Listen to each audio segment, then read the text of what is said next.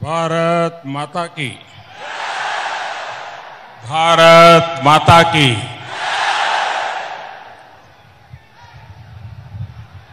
करावल्ली जनको लेगो एन पतिद नमस्कारों ಕರಾವಳಿಯ ಮಹಾಜನತೆಗೆ ನನ್ನ ಪ್ರೀತಿಯ ನಮಸ್ಕಾರಗಳು. ಇದು ಭಕ್ತ ಕನಕದಾಸರಿಗೆ ಭಗವಾನ್ ಶ್ರೀಕೃಷ್ಣ ದರ್ಶನ ನೀಡಿ ಪುಣ್ಯಭೂಮಿ. ಋಷಿ ಪರಶುರಾಮ ಸೃಷ್ಟಿ, मध्वाचार्य तपोभूमि, अष्टमठ यति परंपरेगे ನನ್ನ ಭಕ್ತಿಪೂರ್ವಕ ಪ್ರಣಾಮಗಳು. ನಿಮ್ಮೆಲ್ಲರಿಗೂ ಮತ್ತೊಮ್ಮೆ ನನ್ನ ನಮಸ್ಕಾರಗಳು.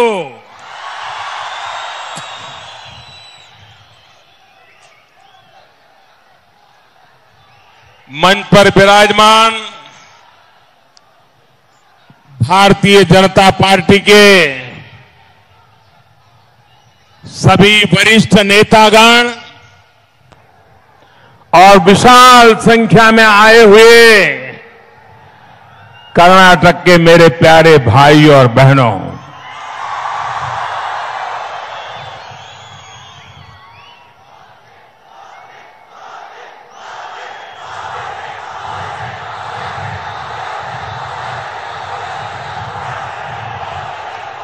आपका ये उमंग,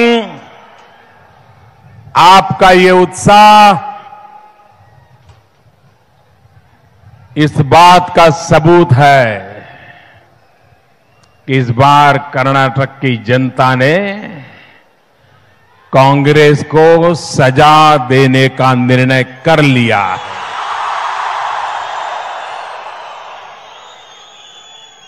ಸ್ನೇಹಿತರೆ, ನಿಮ್ಮ ಉತ್ಸಾಹವನ್ನು ನೋಡಿದರೆ ಯಾವ ಸಂಕೇತ ಕೊಡುತ್ತೆ ಅಂತ ಹೇಳಿದರೆ, ಈ ಭಾಗದ ಜನ ಕಾಂಗ್ರೆಸ್ ಅನ್ನ ಈ ಭಾಗದಿಂದ ಕಿತ್ತೊಗೆಯುವ ಸಂಕಲ್ಪವನ್ನು ಮಾಡಿದ್ದಾರೆ.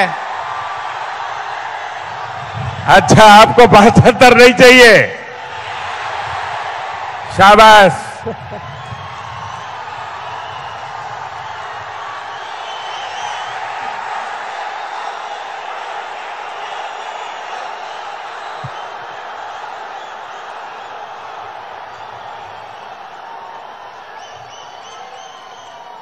आपका प्यार इतना है मुझ पर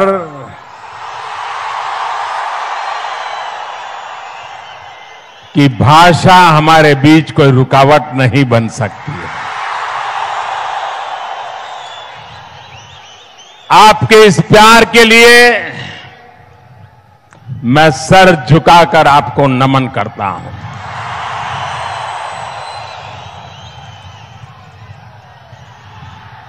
यहां छोटा सा पेंडल बनाया गया. शायद यहां के स्थानीय लोगों को लगा होगा कि इतना पेंडल भर जाएगा, बहुत अच्छा होगा. लेकिन हमारी सारी व्यवस्था कम पड़ गई और विशाल संख्या में जनसागर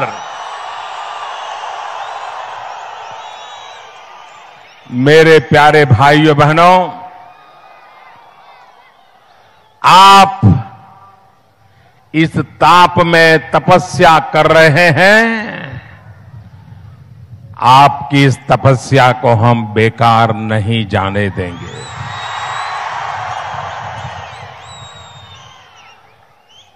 आपने जो प्यार दिया है, मैं इसे सवाया करके लौटाऊंगा और विकास के रूप में लौटाऊंगा. भाइयों बहनों, उडुपी के साथ मेरा एक विशेष नाता भी है, क्योंकि द्वारिका की धरती से बाल कृष्ण यहां पधारे। उडुपी का नाता द्वारिका से अटूट बन गया और इसलिए मेरा भी स्वाभाविक नाता इस धरती से बन जाता है और ये प्यार मुझे दिखाता है कि आपके दिल में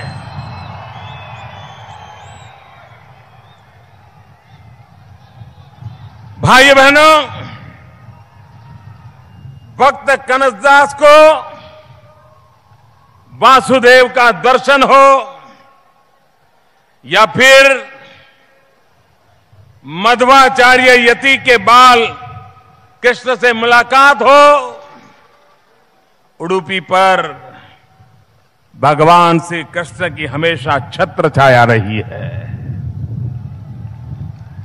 आज देश और समाज के लिए यहां मठ, मंदिर, गुरुओं, सृष्टिजनों का योगदान हम सबके लिए प्रेरणा देने वाला है। भाइयों बहनों, ये परशुराम की सृष्टि है और ये परशुराम की सृष्टि प्रकृति की रक्षा कैसे करना, प्रकृति का संवर्धन कैसे करना, प्रकृति के साथ सहजीवन कैसे जीना, ये परशुराम की सृष्टि हमें इसका संदेश देती है। और यही तो पूरे विश्व को हम बड़े गर्व के साथ कह सकते हैं कि हम वो लोग हैं जो प्रकृति का पोषण जानते हैं। हम प्रकृति का शोषण करना हमारी संस्कृति में नहीं, हमारी परंपरा में नहीं। मेरे उडुपी के भाइयों बहनों, मैं आज इस धरती के लिए एक विशेष गौरव की भी अनुभूति करता हूं। इसी धरती का नौजवान, उस नौजवान ने बहुत छोटी आयु में दुनिया के अंदर हिंदुस्तान का माथा ऊंचा कर दिया है। अभी ऑस्ट्रेलिया में कॉमनवेल्थ गेम्स में भारत के खिलाड़ी गए थे और इसी धरती का संतान हमारा नौजवान साथी गुरुराज पुजारी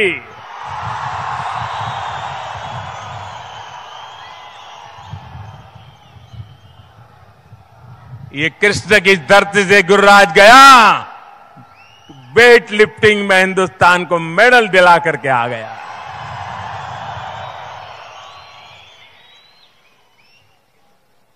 मुझे गुरुराज को मिलने का भी अवसर मिला है। मुझे गुरुराज से उसके पराक्रम की बातें सुनने का मौका मिला है। भाइयों बहनों, ये नौजवान ही हैं जो देश और दुनिया में हिंदुस्तान का नाम रोशन करते हैं। हम राजनीति में भी नहीं थे, हम तो राजनीति में बड़ी देर से आए, लेकिन उडुपी के साथ हम लोग अपनापन कई वर्षों से महसूस करते आए हैं। जब पूरे देश में जनसंघ का झंडा कहीं लहराता नहीं था, उस जमाने में 40 साल पहले ये उडुपी में जनसंघ के लोगों को म्युनिसिपैलिटी में लोग चुन करके भेजते थे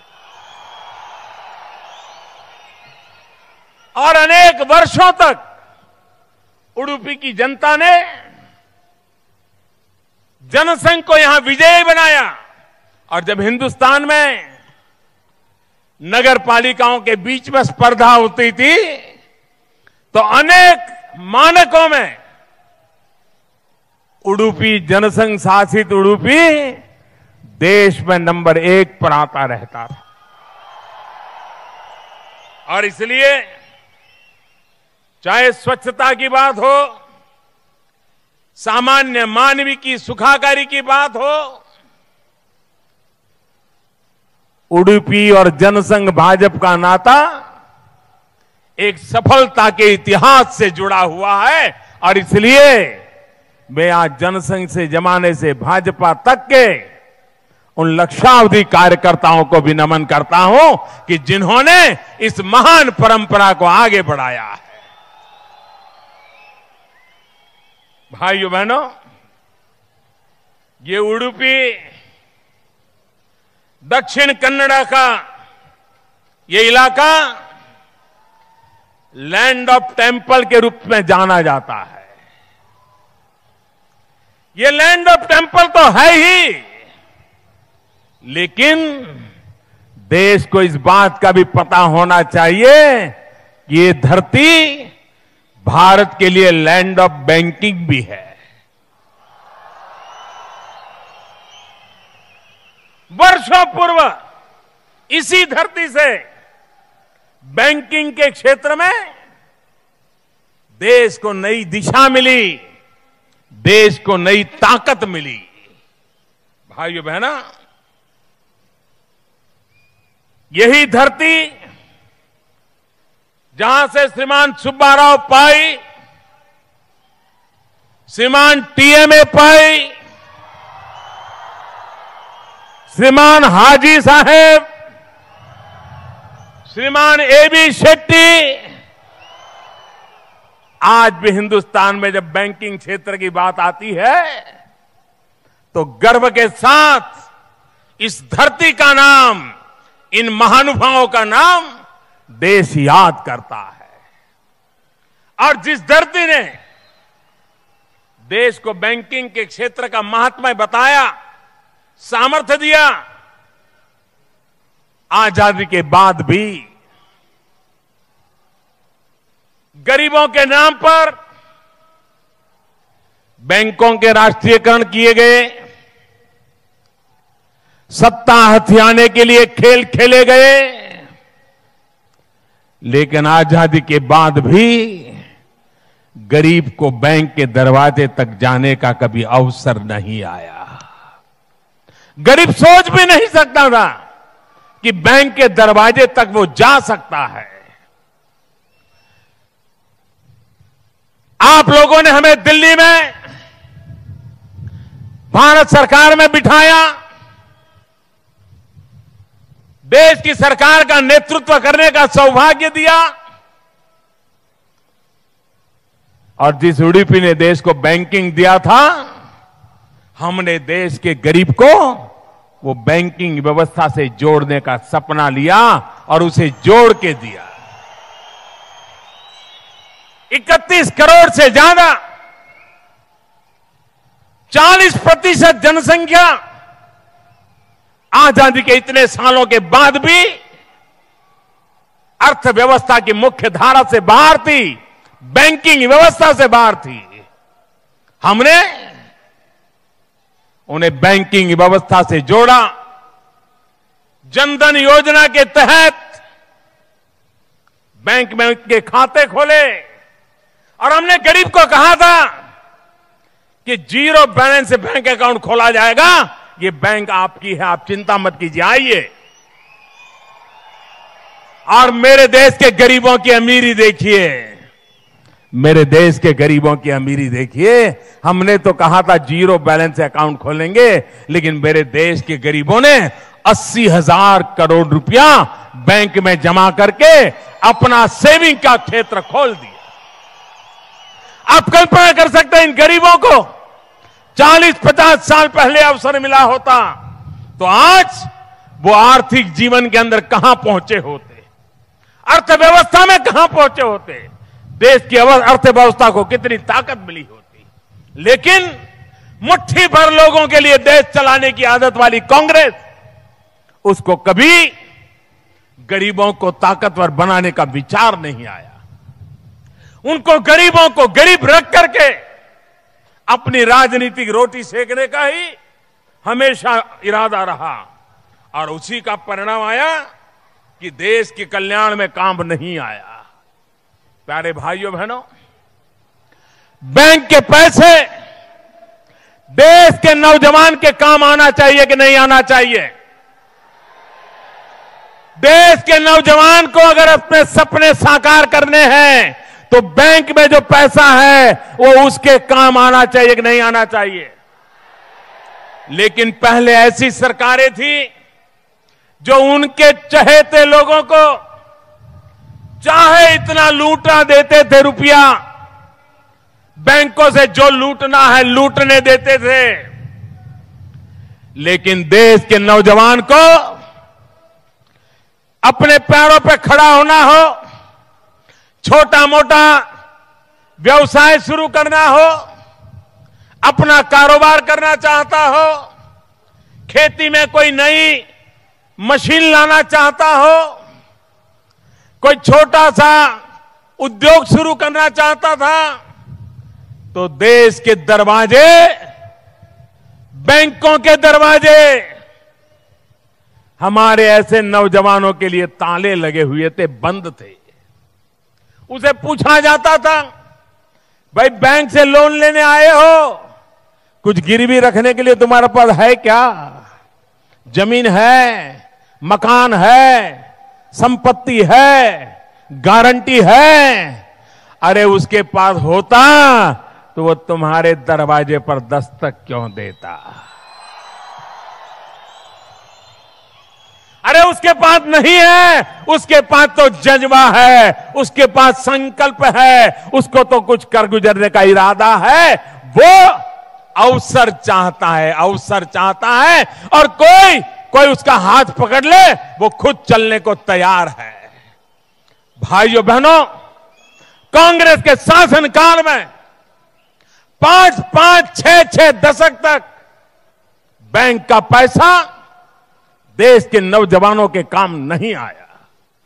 हमने इस बैंकिंग व्यवस्था को देश के नौजवानों से जोड़ा, आशावान नौजवानों से जोड़ा, होनहार नौजवानों से जोड़ा, संकल्पबद्ध नौजवानों से जोड़ा, अपने पैरों पर खड़े रहने का इरादा रखने वाले नौजवानों के साथ जोड़ा और प्रधानमंत्री मुद्रा योजना शुरू की। उस प्रधानमंत्री मुद्रा योजना के तहत इस देश में 12 करोड़ लोन स्वीकृत हो गई, 12 करोड़, और रकम करीब करीब 4 लाख करोड़ से भी ज्यादा देश के नौजवानों के हाथ में दी। अकेले कर्नाटक में 1.25 करोड़ लोन स्वीकृत हुई है। भाइयों बहनों, यहां के नौजवान आगे आए हैं, और जिन नौजवान अपना कारोबार शुरू किया है वो खुद तो अपने पैरों पे खड़ा है, लेकिन वो कहीं 1 को रोजगार दे रहा है, कोई 2 को रोजगार दे रहा है, कोई 5 को रोजगार दे रहा है। और अभी मुझे देश भर के मुद्रा योजना के लाभार्थियों से मिलने का मौका मिला, मैं हैरान था। उन्होंने ऐसे ऐसे काम करके दिखाए, 1 साल 2 साल के अंदर ब्रांडेड चीजें बनाने लग गए, बाजार कैप्चर करने लग गए हैं। मेरे देश की युवा शक्ति, मेरे बैंकिंग व्यवस्था की धन शक्ति और सरकार की संकल्प शक्ति, ये त्रिवेणी संगम है जो हिंदुस्तान का भाग्य बदलने के लिए आज आगे बढ़ रहा है। भाइयों बहनों,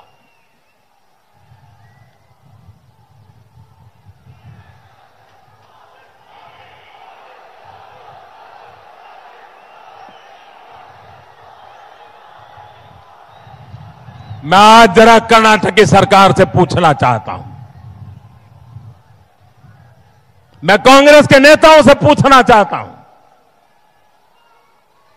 आप मुझे बताइए मेरे भाइयों बहनों, क्या लोकतंत्र में हिंसा को कोई स्थान होता है क्या? निर्दोषों को मौत के घाट उतारने का हक मिलता है क्या? राजनीतिक विचारधारा में कोई दूसरा अलग विचार रखता है, इसको मार दिया जाए, ये मंजूर है क्या? क्या इस चुनाव में लोकतंत्र के पक्षधर कर्नाटक के लोग कांग्रेस पार्टी से हिसाब मांगेंगे? पिछले 2 साल में 2 डजन से ज्यादा भाजपा के कार्यकर्ताओं को मौत के घाट उतार दिया गया, कत्लेआम कर दी गई, हिंसा कर दी गई। उनका गुनाह यही था कि वो आपके विचारों का विरोध करते थे। उनका गुनाह यही था कि कर्नाटक के नागरिकों के हक के लिए वे आवाज उठाते थे। आपने उनका गला घोंट दिया। आप मुझे बताइए मेरे कर्नाटक के भाइयों बहनों, हिंसा की राजनीति करने वाले लोगों को कांग्रेस से विदाई होनी चाहिए कि नहीं होनी चाहिए? कर्नाटक से विदाई होनी चाहिए कि नहीं होनी चाहिए? देश से विदाई होनी चाहिए कि नहीं होनी चाहिए? यहां हिंसा की मानसिकता की विदाई होनी चाहिए कि नहीं होनी चाहिए? क्या करके रखा है भाइयों बहनों? अहंकार की भी देश को आज दुनिया में Bharat ease of doing business में आगे बढ़े। ये हमारा कर्नाटक, मैं छोटा सा तब से राजनीति का रब ही नहीं जानता था, तब से हम कर्नाटक की गौरव गाथा सुनते आए हैं। यहां के लोग, यहां का जीवन, यहां की शांति, हर कोई तारीफ करता था, हर कोई तारीफ करता था। लेकिन उस कर्नाटक की इस विरासत को भी चूर चूर करने का काम कांग्रेसी सरकारों ने किया है। एक तरफ हम ईज ऑफ डूइंग बिजनेस, विश्व भर में भारत की ख्यातनामी बढ़े, भारत में विदेश के लोग आए, पूंजी निवेश करें, भारत के लोगों को हक मिले, इसके लिए काम कर रहे हैं। तो दूसरी तरफ कर्नाटक में कांग्रेस क्या कर रही है? कांग्रेस के शासन में क्या हो रहा है? एक तरफ Hindustan ease of doing business के लिए योजनाएं बना रहा है और दुनिया में पहली बार हुआ 42 अंक, 42 अंक, 42 अंक हम आगे निकल गए, हमारी ऊंचाई बढ़ गई, हमारे नाम बढ़ गया देश का। लेकिन कर्नाटक की बात आती है तो यहां उनको ईज ऑफ डूइंग बिजनेस में इंटरेस्ट नहीं है। यह दुख की बात है कि राजनीतिक हिंसाओं के प्रति सरकार उदासीन है। और ये मैं खुला आरोप लगाना चाहता हूं कि कांग्रेस ने अपने शासनकाल में, देश तो ईज ऑफ डूइंग बिजनेस कर रहा है, इन्होंने ईज ऑफ डूइंग मर्डर कर दिया है। ये ईज ऑफ डूइंग मर्डर, ये ईज ऑफ डूइंग मर्डर का कल्चर इन्होंने पैदा किया है भाइयों। और इसलिए मैं आपसे आग्रह करना चाहूंगा कि यहां से अपराध की राजनीति,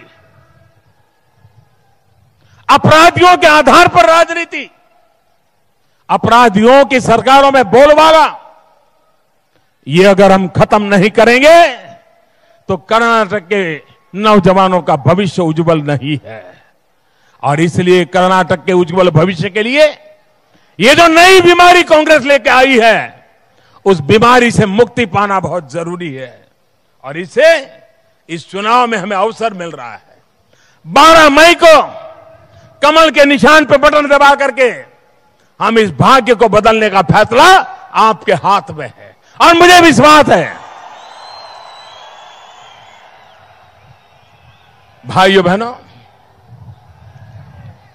राजनीति में मतभेद होते हैं, लेकिन सार्वजनिक जीवन की कुछ मर्यादाएं होती है। हर व्यक्ति का अपना ईगो होगा, लेकिन समाज जीवन में मान मर्यादाओं का भी मूल्य होता है। हमारे देश के भूतपूर्व प्रधानमंत्री, इसी की धरती के संतान, किसान पुत्र श्रीमान देवेगौड़ा जी जब भी दिल्ली में आए, उन्होंने जब भी मेरा समय मांगा, मैं उन्हें मिला। और इतना ही नहीं, जब वो मेरे घर आते हैं तो मैं दरवाजे के पास जाकर के उनकी गाड़ी का दरवाजा खोल करके उनका स्वागत करता। और जब जाते हैं तो दरवाजे तक जाकर के उनको गाड़ी में बिठा करके छोड़ के आता। राजनीतिक दृष्टि से वे हमारे विरोधी विचार के हैं, वे हमारी जम करके आलोचना करते हैं, पार्लियामेंट में हमारे खिलाफ वोट करते हैं, लेकिन देवेगौड़ा जी हिंदुस्तान के वरिष्ठ सम्मानीय नेताओं में से एक है। ये मुझे भूलने का कोई हक नहीं है।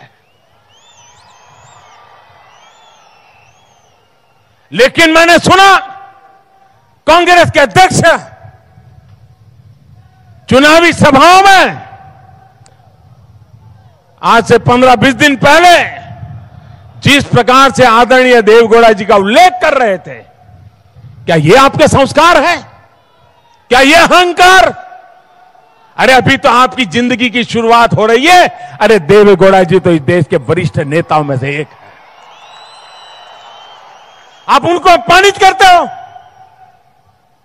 आप कल्पना कर सकते हो, जिसका मिजाज ऐसा है, जिनका अहंकार सातवां आसमान पर पहुंचा है, अभी तो जिंदगी की शुरुआत है। वे आज से अगर ये करते हैं तो अगर आने वाले दिन कितने बुरे हो सकते हैं, ये आपको उनके कारनामों से पता चलता है भाइयों। और इसलिए ऐसी कांग्रेस पार्टी, ऐसे अहंकारी लोग लोकतंत्र के लिए एक बहुत बड़ा खतरा होते हैं।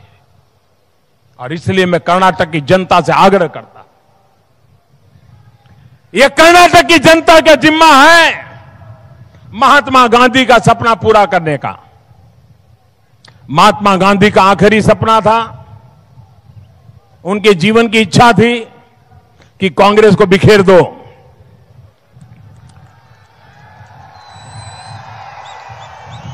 देश के जिस राज्य को मौका मिला, हर राज्य ने गांधी जी के सपने को पूरा करने का भरसक प्रयास किया। जहां भी लोगों को मौका मिला है पिछले 4 साल में, कांग्रेस को अब बारी किसकी है? अब कर्नाटका की बारी है। ये कर्नाटका को देश की इच्छा पूरी करने का सौभाग्य मिला है। और कर्नाटका में खेल पूरा हो गया तो फिर तो साहब गांधी जी के आशीर्वाद आप ही पर आने वाले। और इसलिए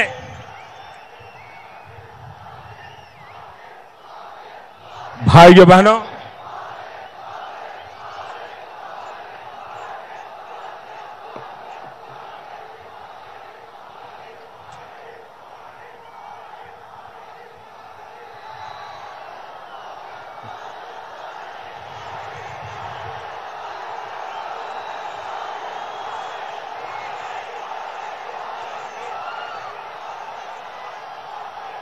कांग्रेस पार्टी असहिष्णुता,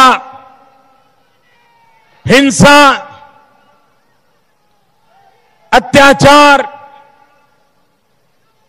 कानून व्यवस्था में कोताही, ये उसकी सरकारों की पहचान बनी रही है। आज सामान्य मानवी सुरक्षित नहीं है। कर्नाटक के अंदर लोकायुक्त पर हमला हो जाए, कर्नाटक के पुलिस अफसर खुद सरकार को चिट्ठी लिखे, कानून व्यवस्था को लेकर के चिंता व्यक्त करे, इससे अधिक बुरा दिन क्या हो सकता है भाइयों? उससे अधिक बुरे हाल क्या हो सकते हैं? हमारी बेटियों की रक्षा करना, जिस प्रकार से यहां कर्नाटक में बेटियों पर जुल्म हुए हैं, मीडिया में वो खबरें दिखाई दे या ना दिखाई दे, सोशल मीडिया में जिस प्रकार से लोगों ने जानकारियां पहुंचाई है, ये चौंकाने वाली है। और इसलिए भाइयों बहनों, मेरे देश की बेटियों को रक्षा देने के लिए राक्षसी मनोवृत्ति के लोगों को दंडित करने के लिए हमारी सरकार ने एक बहुत बड़ा फैसला किया है। बलात्कारियों को फांसी के मंच पे चढ़ा दिया जाएगा, फांसी पर उनको लटका दिया जाएगा और न्याय जल्दी से जल्दी मिले, ये फैसला हमने किया है। और आप जानते हैं, हम निर्णय करते हैं तो उसको लागू कर करके ही रहते हैं। भाइयों बहनों, माफियाओं की कथाएं तो बहुत सुनी हैं और कर्नाटक में हर इलाके में माफियाओं की बिरादरी चली है, लेकिन अब एक नया खेल सैंड माफिया, उडुपी वाले बराबर जान जाते हैं। हाईकोर्ट को, कर्नाटका की हाईकोर्ट को कठोर टिप्पणी करनी पड़ी सरकार के खिलाफ। और गरीब आदमी को घर बनाना हो, 2 बोरे बालू चाहिए तो उसको ब्लैक में लाने के लिए मजबूरी करें। यहां तक इस सैंड माफियाओं ने अपने हाथ पैर पसारे हैं। आप मुझे बताइए, ये सैंड माफियाओं के पीछे सत्ता में बैठे हुए लोगों का सहारा है कि नहीं है? उनके आशीर्वाद है कि नहीं? अरे जो आपकी बालू भी लूट जाते हैं, वो आपका कुछ बचने देंगे क्या? ये लूट करने की सरकार जानी चाहिए कि नहीं जानी चाहिए? हमेशा हमेशा के कर्नाटक को ऐसी वृत्ति प्रवृत्ति से मुक्ति मिलनी चाहिए कि नहीं मिलनी चाहिए? और इसलिए भाइयों बहनों, मैं आज आपको आग्रह करने आया हूं कि ऐसी सरकार जो माफियाओं को पालती है, कानून व्यवस्था को पी जाने की आदत रखने वाले लोग मुखिया बन के बैठे हो, तो भाइयों बहनों, कर्नाटक की हालत बद से बदतर होती चली जाएगी। यही एक मौका है कर्नाटक को बचाने का। ये हमारा उडुपी, जब भी कर्नाटक में शिक्षा की चर्चा आती है, 10वीं की एग्जाम हो, 12वीं की एग्जाम हो, शानदार शानदार परिणाम किसका आता है? पूरे कर्नाटका में आन बान शान किसकी है? उडुपी की है कि नहीं है? और मजा देखिए, कभी भी उडुपी के नौजवान इतने होनहार हैं, शिक्षा में पराक्रम करने वाले लोग हैं, पूरे कर्नाटका में उनका कोई मुकाबला नहीं कर सकता है। लेकिन कभी भी उडुपी की एग्जाम सिस्टम में कुछ गलत हो रहा है, ऐसी एक भी खबर कभी सुनने को नहीं मिली।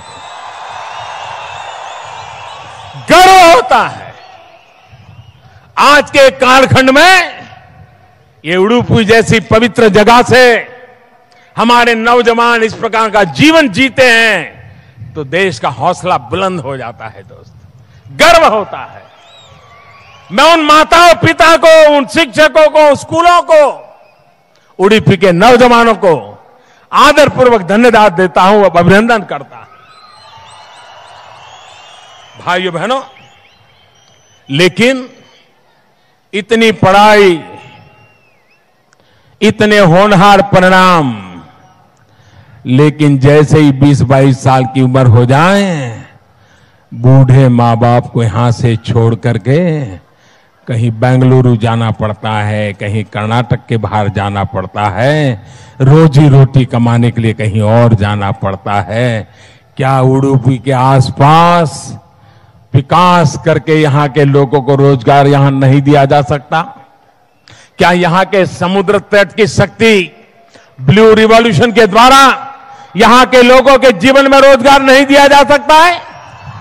लेकिन भाइयों बहनों, ये सरकार ऐसी है, इनके इरादे ऐसे हैं, इनकी आदत ऐसी है कि वे कभी भी इस परिवर्तन के पक्ष में कभी होते नहीं है।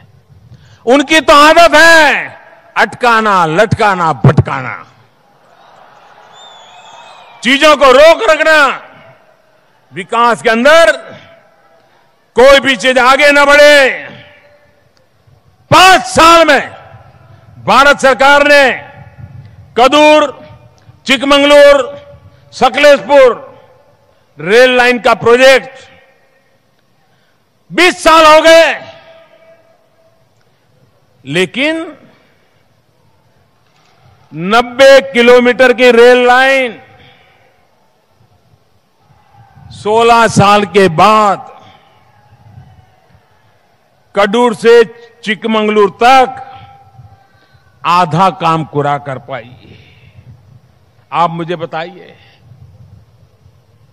अगर सरकार जमीन तक ना दे पाए, भारत सरकार कितने ही पैसे लगाए, क्या विकास हो सकता है? क्या ये बरही सिंचाई परियोजना क्या हुआ? 40 साल हो गए, कितने मुख्यमंत्री आके गए, कितनी सरकारें आके गई। जब जब कांग्रेस आई, काम थोड़ा आगे बढ़ा, रोक दो, थोड़ा आगे बढ़ा, रोक दो। पानी के संबंध में ऐसी उदासीन सरकार हमने कभी नहीं देखी। भाइयों बहनों, कर्नाटक के पास समृद्ध कोस्टल इलाका है, समुद्री तट है, और हम तटीय विकास के पक्ष के हैं। सागरमाला प्रोजेक्ट के द्वारा हम हिंदुस्तान के समुद्री तट के विकास की ओर काम करना चाहते हैं। हम हमारे फिशरमैन के लिए नए हार्बर बनाने के लिए काम कर रहे हैं। उडुपी के आसपास रेल के 2 नए स्टेशन ऑलरेडी काम चल रहा है, वो बहुत ही जल्द पूरा होने वाला है। तटीय कर्नाटक को उडुपी के में रेलवे बिजलीकरण का काम आज तेज गति से चल रहा है, और इसलिए इंफ्रास्ट्रक्चर के द्वारा उडुपी को देश के अन्य भागों से तत्काल जोड़ने का काम यह हमारी प्राथमिकता रही है। भारतमाला प्रोजेक्ट के तहत अगले 2 वर्षों में लगभग 1.5 लाख करोड़ रुपए का निवेश नौजवानों को नए रोजगार के अवसर पैदा करने वाला है। भाइयों बहनों, विकास के अनेक प्रोजेक्ट लेकर के आज हम मछुआरों के जिंदगी को बदलने के लिए काम कर रहे हैं, विकास की नई ऊंचाइयों को पार करने के लिए काम कर रहे हैं। और ऐसे समय आपका ये उत्साह उमंग, आने वाले 10-11 दिन आपके पास है, घर घर जाना है, एक एक मतदाता को मिलना है, हर मतदाता के भविष्य को कर्नाटक के भविष्य के साथ जोड़ना है, और भारतीय जनता पार्टी के कमल निशान पर बटन दबाने के लिए बटन दबाने तक ले जाना आपका काम है, पोलिंग बूथ तक ले जाना आपका काम है। और आप सब इस काम को आगे बढ़ाएंगे, और येदियुरप्पा जी के मुख्यमंत्री पद में हम कर्नाटक में नई सरकार बनाएंगे। दिल्ली की सरकार कर्नाटक के साथ कंधे से कंधा मिलने लेकर के चलने के लिए तैयार है। आप 2 कदम चलेंगे तो हम पीछे नहीं रहेंगे, ये मैं आपको विश्वास दिलाने आया हूं। कर्नाटक की आशा अपेक्षाएं पूर्ण करने के लिए दिल्ली की सरकार एड़ी चोटी का जोर लगा लेगी, ये मैं आपको विश्वास दिलाने आया हूं। भाइयों बहनों, स्वच्छ, सुंदर, सुरक्षित कर्नाटका निर्मिसोಣ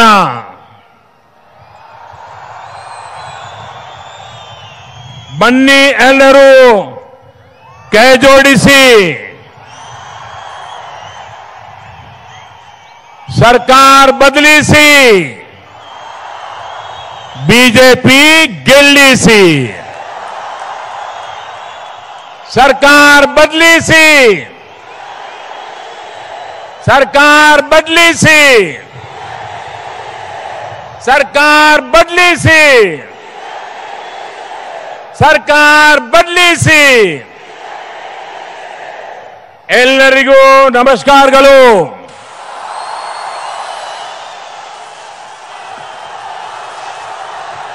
ಭಾರತ್ ಮಾತಾ ಕಿ. ನಮ್ಮನ್ನ ಉದ್ದೇಶಿಸಿ ಚುನಾವಣಾ ಪ್ರಚಾರ ಭಾಷಣ ಮಾಡಿರ್ತಕ್ಕಂಥ ಪ್ರಧಾನಿ ಮೋದಿಜಿ ಅವರಿಗೆ ಉಡುಪಿ ಜಿಲ್ಲೆ ಮತ್ತು ಉತ್ತರ ಕನ್ನಡ ಜಿಲ್ಲೆಯ ಪರವಾಗಿ